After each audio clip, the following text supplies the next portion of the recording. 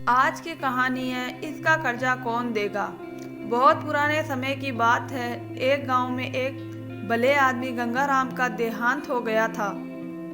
तो जैसे ही उस आदमी के परिवार वाले उसकी अर्थी को शमशान ले जाने लगे, तभी अचानक एक मोटे ताजे सेठ ने उसे अर्थी का एक पांव पकड़ लिया और बोला कि मरने वाले इस गंगाराम से मैं 2 लाख रुपए कर्जा मांगता हूँ, इसीलिए पहले मुझे मेरे पैसे दे दो, तभी मैं इस अर्थी का शमशान ले जाने दूंगा। अब तमाम लोग तमाशा देख रहे थे।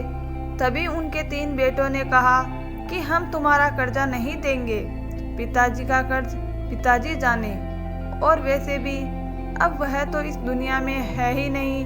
अगर तुम्हें इनकी अर्थी ले जानी है तो ले जाओ। यह सुनकर पूरा गांव गंगाराम के 3 बेटों पर थू थू कर रहा था। अब गंगाराम के 3 बेटे उस कर्ज को देने से पीछे हट गए। तभी गंगाराम के भाइयों ने भी कह दिया कि जब बेटे कर्ज नहीं दे सकते तो हम क्यों किसी का कर्ज भरे। अब गंगाराम की अर्थी को वहां रुके हुए बहुत देर हो गई थी। तभी यह बात गंगाराम की इकलौती बेटी तक पहुंच गई।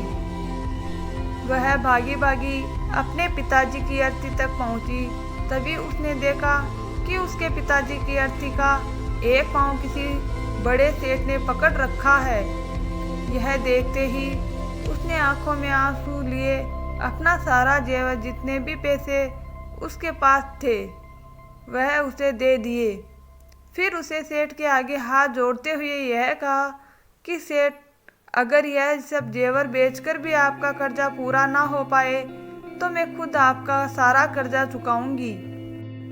मगर इस समय मेरे पिताजी की अंतिम यात्रा को मत रोको।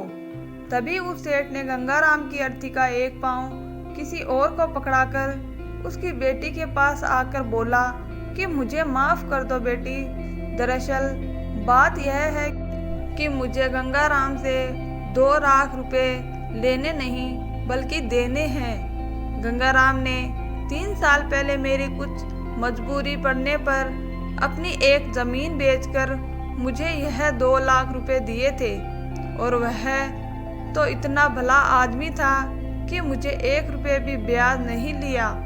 और आज जब मैं गंगाराम के रुपए लौटाने आया हूँ तो मुझे खबर मिली कि उनका तो देहांत हो गया है।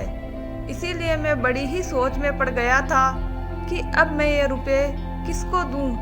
इसीलिए मैंने ये खेल खेला था ताकि गंगाराम जी के यह 2 लाख रुपए घर के एक ऐसे सदस्य के पास जाएं जो वाकई में इनको प्यार और इनकी इज्जत करता हो। बेटी, आज तुमने यह भी साबित कर दिया कि अपने माँ बाप को एक बेटे से भी बहुत ज़्यादा एक बेटी की प्यार करती है। इसीलिए यह 2 लाख रुपए मैं तुम्हें सौंपता हूँ। काश तुम जैसी बेटी हर घर में हो जो अपने पिता की इतनी इज्जत करती हो। यह सब देखकर गंगाराम के बेटे और भाई का सर शर्म से झुक गया। वाकई में दोस्तों, यह बात तो एकदम सच है कि एक माता पिता को बेटे से ज़्यादा प्यार और इज्जत बेटी ही करती है। आपको हमारी यह कहानी कैसी लगी हमें कमेंट करके बताइए, और हमें ऐसी और कहानियाँ सुनने के लिए हमारे चैनल को सब्सक्राइब कीजिए। धन्यवाद दोस्तों।